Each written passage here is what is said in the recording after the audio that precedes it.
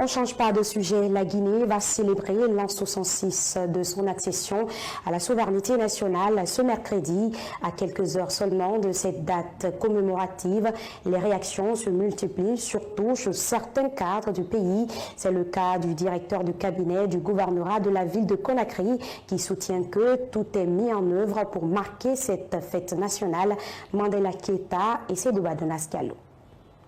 Depuis un certain temps, on constate des travaux d'aménagement des ronds-points de la capitale. Dans une plus large mesure, à aménager, paver et éclairer les espaces et trottoirs publics, une initiative saluée par le gouvernorat de la ville de Conakry. Dans une interview, le directeur de cabinet du gouvernorat de la ville de Conakry a annoncé que toutes les activités doivent être mises à l'œuvre pour marquer cette fête nationale. Voilà, donc comme vous le savez, Conakry, la ville de Conakry, qui abrite cette fête cette année. Et vous savez que cette année, nous avons eu une saison pluvieuse très agressive.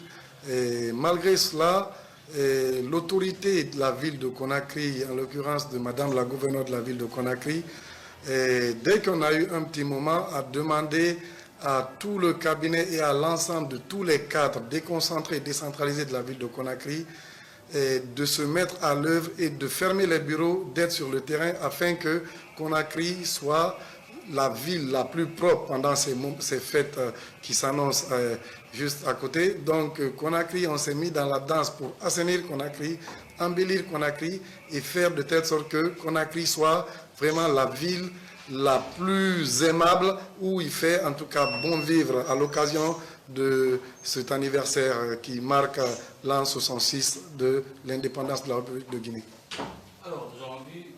Poursuivant, monsieur le directeur estime que cette célébration est particulière. Même les dispositions prises à ce titre, elle sera mise à profit pour sensibiliser la population autour du patriotisme ainsi au fil des jours. Tour à tour, Verdoyant, Palissan, Fanny, Ramouli, Jonath, Effet, tout cela dans l'indifférence générale, tout au moins dans la limite de ce que nous avons vu et appris de cette 66e anniversaire de la ville de Conakry.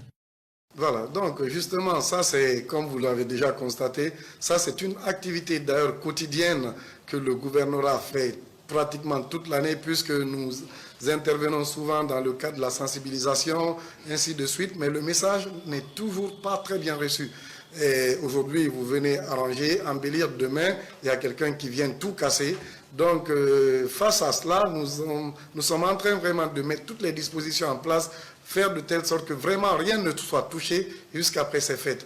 Comme vous le savez, et je vous l'ai dit tantôt, Madame la gouverneure de la ville de Conakry, donc présidente du conseil de ville, a demandé toute activité cessante, c'est-à-dire que de se focaliser aujourd'hui sur non seulement les acquis, la protection de tout ce que nous avons eu à mettre en place dans le cadre de l'embellissement, la propriété de la ville de Conakry. C'est ce qui a fait d'ailleurs que commencer par le pont, commencer par le port autonome, le rond-point du port, jusqu'au-delà même de l'aéroport, on a dû aménager tous les différents ronds-points, on a dû les embellir et même faire des rajouts, des modifications pour que vraiment on ressorte une beauté très spéciale à l'occasion de cet anniversaire.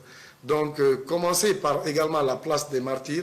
Je pense que vous avez dû constater, si vous êtes en tout cas passé, nous avons vraiment fait de telle sorte que ça soit vraiment un endroit idéal où vraiment les choses pourront se passer pour le meilleur. Il n'a pas manqué de faire l'appel de la population guinéenne pour maintenir la paix dans le pays et une bonne réussite de la transition.